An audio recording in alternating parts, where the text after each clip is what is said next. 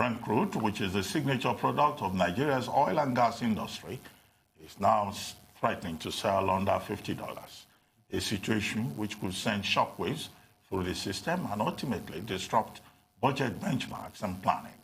But while Nigerian economists continue to scratch their heads while digesting this, a bit of good news filtered through in the last 24 hours, with the Nigeria Bureau of Statistics saying that the country's economy grew at 2.55% in the last quarter of 2019 and at 2.27% for the entire year, surpassing the IMF forecast of 2.1%. Well, to make sense of all of that, we're now being joined by Tilewa Adebajo, economist, investment banker, corporate finance expert, and public affairs analyst.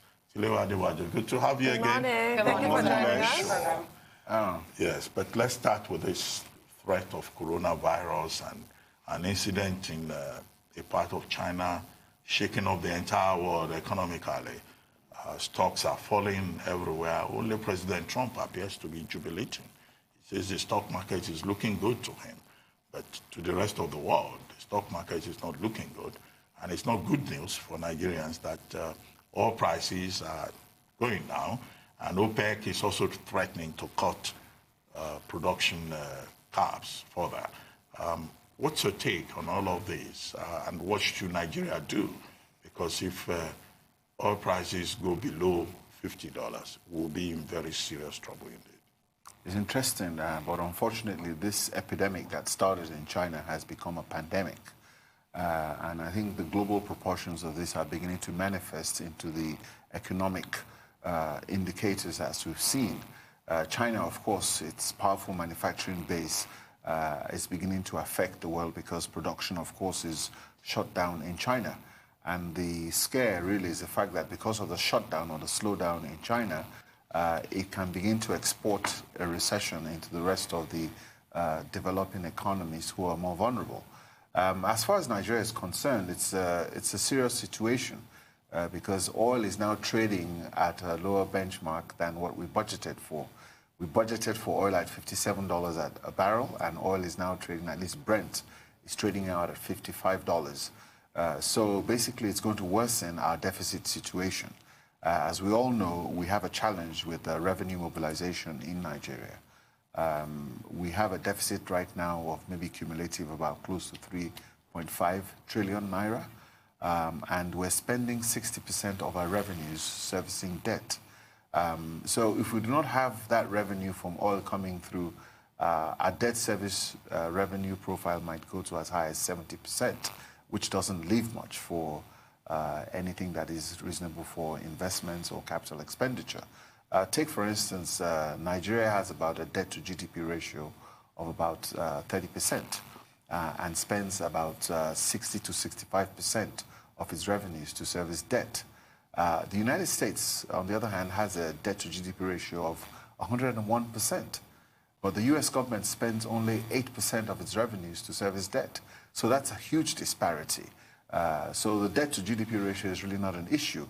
So if you have declining oil prices, then it's just going to worsen the revenue mobilization situation. And of course, you already have some fiscal challenges with the deficit. So it's the oil price coming down is not a very positive shock for Nigeria. It's quite a grim picture, and we often talk here about diversifying our economy, which we have so far failed to do in any meaningful way. But even look at what has happened with China. Now China has sneezed and the whole world has caught a cold. Nigeria, we've put all our eggs apparently in the China basket. Where does this leave us going forward? What lessons should we learn with regards to globalization going forward? Well, with everything else, you know, there's what you call risk management. And you really need to have contingency plans in place to be able to manage this risk. And I think we all know that anything could have happened with oil prices. At a point in time, we thought the tensions between Iran and the United States was going to lead to another war and oil prices will go up, and that might be in our favor. But all of a sudden, something that we did not plan, like this coronavirus, has come up to become a pandemic that is going to begin to threaten oil prices because demand for oil has gone down, and that will invariably threaten our revenues. So I think what is important is really to be able to put in those buffers in place to be able for to manage your economy and probably manage these shocks.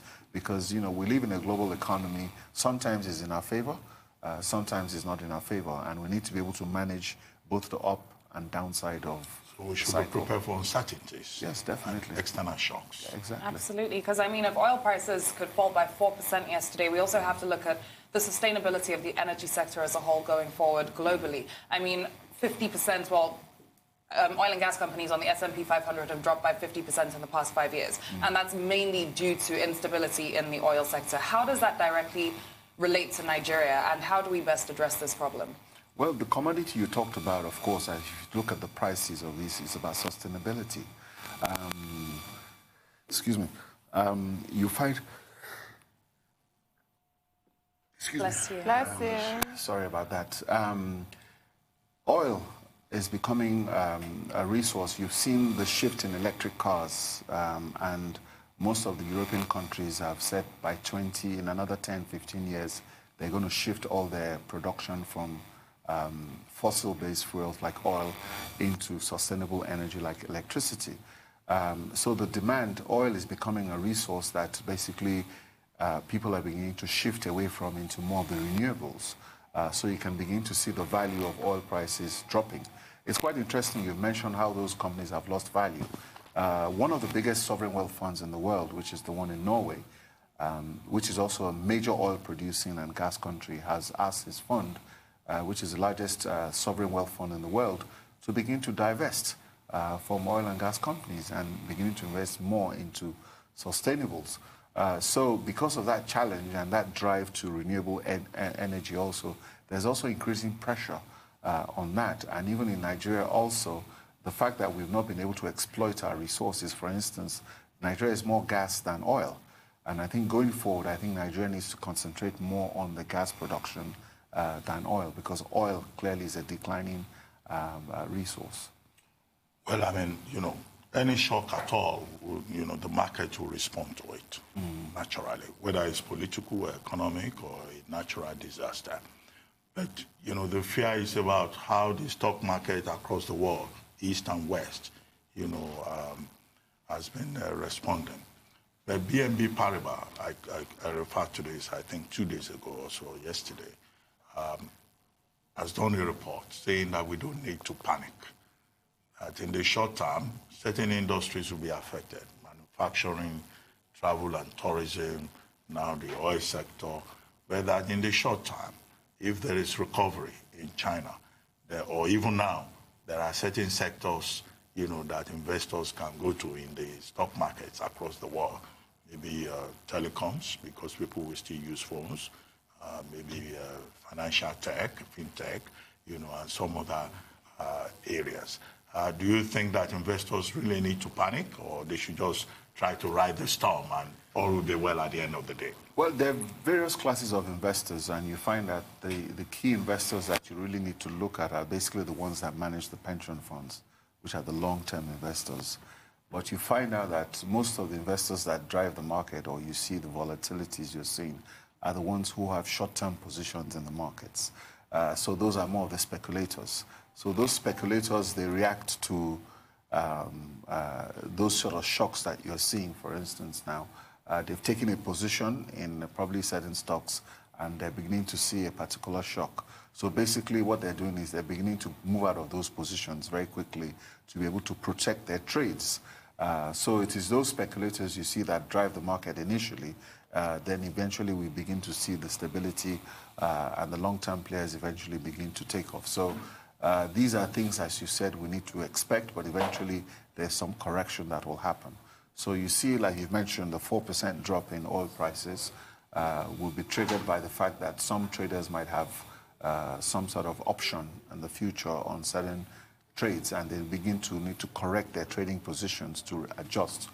So you'll see that over the next month or two, and eventually that correction will be made, and those adjustments will be, and eventually the risks or those sort of uncertainties will have now been built into the market going forward. So within a month or so, we should see some stability within the oil prices, and people would have adjusted their positions. It is that, a factor of whether or not the coronavirus prices drops or stabilizes? Well, I think... What if it gets worse? Well, I think people are preparing for the worst. People always prepare for the worst because this obviously has become a pandemic. Korea, we begin to see more cases in Europe. We haven't seen much more in the United States or in South America or even in Africa. We'll see how it goes. But I think people have already built in this whole pandemic issue into the market prices, and that's the adjustments you're seeing with a lot of volatility. But things should settle down invariably. We certainly hope so. Now, I want to take your thoughts on the figures released by the Nigerian Bureau of Statistics, the last GDP figures, the last quarter of 2019 and the full year. So Nigeria grew by 2.55% in the last quarter of 2019 and 2.27% for the full year, surpassing IMF's forecast of 2.1%. Should we be excited by that? I mean, I am. I'm always looking for good news. I'm kind of desperate for good news. Where there's too much bad news. Yes. I mean, it's overwhelming. Yes. Unfortunately, I think the last time we were here, I think you especially mentioned whether we were going to go into a recession. Yes. And you were a bit concerned about that. What is important is that the trajectory on growth is positive and it's in the right direction. But I think, as we mentioned a while ago, and I think I don't want to dwell too much on this, is the fact that we have a population of 180 million people. We cannot be growing our economy at 2.5%. And our population growth is about 3.5%. 2.6? 3.5. Really? Sure? Yes, yes. Our population, 2.6? No, 3.5% growth is our population. And if you're growing your economy at 2.5% and your economy is growing at 3.5%, I think that's why you account for 100 million people in poverty, because your economy is not growing fast enough to sustain its population.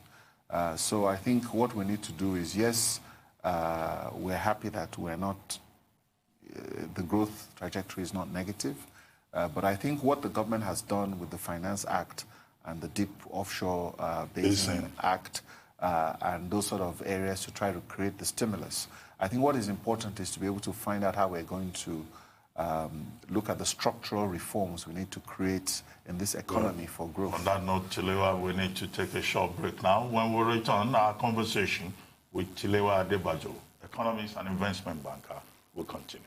Welcome back to the morning show here on Arise News. Tilewa Adebajo, economist, investment banker, corporate finance expert, and also public affairs analyst, is still here with us on the program.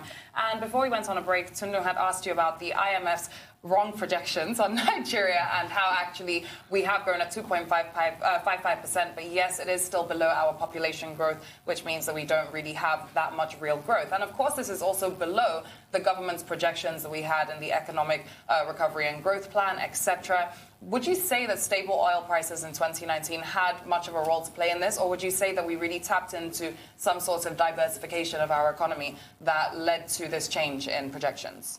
Well, I think reality? When you take a look at it, I think the fourth quarter there was a bit of a rally. And I think the sort of stability you saw in the last quarter of the year, I think helped in terms of the confidence that people began to see in the economy with the passing of the budget on time and taking a look at, post-elections. I think with the election results announced, there was a bounce and confidence was restored that, okay, a new government was in, and people are more optimistic, because if you take a look at the PMIs have actually improved significantly, and I think business confidence started to grow post-election, knowing that there was a perfect change of government, and at least the policies were not going to change significantly. So I think we can account for that in terms of business confidence to see those results. Again, like I said, it's important that we maintain that positive trajectory so that we do not slip. And let's see what these reforms will do to be able to stimulate growth and begin to see what we can do this year. But again, as you've said, the IMF Article 4 visit was recently concluded, and the outcome of that visit was that because of the economic headwinds globally, they've adjusted our growth figures this year to 2%. So again, we still have that challenge, and we again have to strive to overcome. Well, let's talk about something else. I mean, we need you to help us and our viewers make sense of this, which is this controversy about CBN's latest so-called directive on domiciliary accounts. The CBN is alleging that, there's been some misrepresentation, that the CBN has not forbidden or outlawed, foreign currency deposits into domiciliary accounts. But what it has said is that if you do electronic transfers into DOM accounts, then you take out the money through electronic transfers. If you deposit cash, then you can only withdraw, using the cash avenue.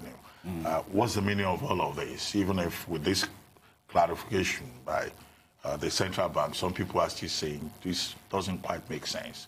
Can you help us make a sense out of it? What does it really mean? Well, what it means is, I mean, basically the challenge that we've always had with our currency is the informal market, which we call the black market or the parallel markets. So most people buy their currencies from the parallel markets, and then they now take it to their banks and deposit it in their domiciliary accounts. And sometimes they want to transfer it abroad, and sometimes they want to use it locally, because basically you're buying foreign currency to be able to use abroad, and you can only carry a certain amount of money when you're traveling. And you have to be very careful to make sure you're not carrying more than $10,000 in cash, so that not to get into trouble. So most people want to put this money into their bank account, and I think they're allowed to transfer maybe $10,000 a week. That was the rules. But of course, what some people were doing was that they were now beginning to use it as a business, put money into their account, use internet banking to change it to Naira, and, begin to do all kinds of things on that. So there came some sort of abuse of the system, which led to them coming back to review, to be able to ensure that, there is traceability within channels. So if you want to use a particular channel, be consistent with that channel. But I think what is important also is to be able to restore confidence in the domiciliary accounts, because at a point in time, 30% of our deposits, 30% of our bank deposits are in foreign currency. I think that figure has now dropped to about 25% or 20%. So it's a significant amount of money that is being held within these domiciliary accounts. And I think from time to time, because of the abuse, they're trying to maybe make some small changes, but unfortunately, maybe the communication is lost, and people get confused all over again and say, well, they've stopped us from doing this. But certainly that is not the case. And I think it's important that the central bank begin to talk more about this, because it is important for us to have confidence in. Nigerians used to have a lot of confidence in their DOM accounts. And I think we need to begin to sustain this confidence, because it's a significant amount of funds that help sustain the stability of the currency against the Naira. But where does this leave innocent Nigerians, who buy Forex, keep, maybe just to pay school fees? Yes. And then eventually, transfer these monies to these universities abroad where the children go to. Yeah. Now, that shuts that innocent group out. No, it doesn't shut them out. It's still there. You can still do your transfers, but all you're saying is the withdrawals. So you go and withdraw your cash. Electronic to electronic or withdraw to No. If you're allowed, what happens is that if you have, what they're now saying is that if you put your money into the DOM account and the money is there, then you can transfer the money out through your Form A. For those doing school fees, you can transfer, you can continue to build up your, everybody builds up their money bit by bit, yeah. And then when the time comes, you do the transfer. So all they're saying is that fill out a Form A and do your transfers. Is as simple as that. So that hasn't stopped. They haven't stopped that. But what they're saying is when it comes to withdrawals, which is really where the key, that is what the speculators are doing. So don't forget that some people are playing the system with trying to do foreign exchange trading with the banks. So they put in money, they'll keep it there, and then they'll withdraw, or they'll put it through one channel and withdraw it by cash. So they're just trying to make sure that you're consistent. But in terms of your normal transactions, your Form A transactions, you're traveling abroad, you want to get your traveling allowances, all those things are still very much available. And I think what the central bank needs to do is to do more of an enlightenment campaign, nothing has changed for those doing their normal day-to-day businesses. That's comforting. What's your assessment so far of this year's Finance Act? Because we're told it's going to be a yearly thing now with each budget. Well, it's too early to say. And I think that when you're taking a look at revenue mobilization, trying to adjust something, so let's give it some time, let's give it 6 to 9 months and let's begin to see what the effect is. I think it's something that's positive. They're trying to use it to raise money. And I think what should happen is let's see how the implementation goes. And maybe in another 6 to 9 months, we can begin to talk about this and begin to see what impact it has. But right now, I think it's too early to see the impact. But it's a positive development. But do you think there may be any adverse effects or worrying effects that it may have that we can see from now and project? My only issue was the increase in VAT. I didn't think that should have happened, especially when the economy is in a recession. How that happens when you tax consumption, when you are growing, then obviously we don't know where the stimulus will come from.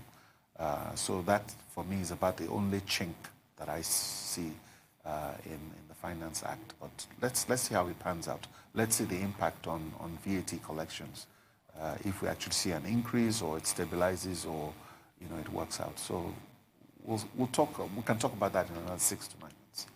Well, I mean, you referred to the IMF Article 4 on Nigeria recently, just a few minutes ago.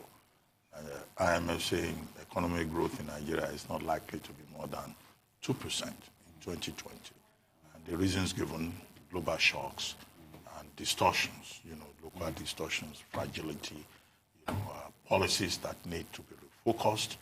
What are those things that you think we need to do specifically, to make sure that, again, we beat the IMF prediction? Well, we have just 1 minute to go. I think it's not beating the IMF prediction by 0.17% is really not what the issue is. Yeah. What we need to do as Nigerians is that we need to begin to relook at how we're going to restructure our economy, make it a structural reforms that can grow this economy at 5 to 6%. Then we're talking, or even more, or double digits. Yeah. So if that's what we really need to do. If we're not doing that, then it's not about beating IMF estimates. Well, because in 2019, MBS says we did much better than IMF predicted. Anyway, thank you very much, Tilewa Adebajo. Thank you. Always a delight to have you here.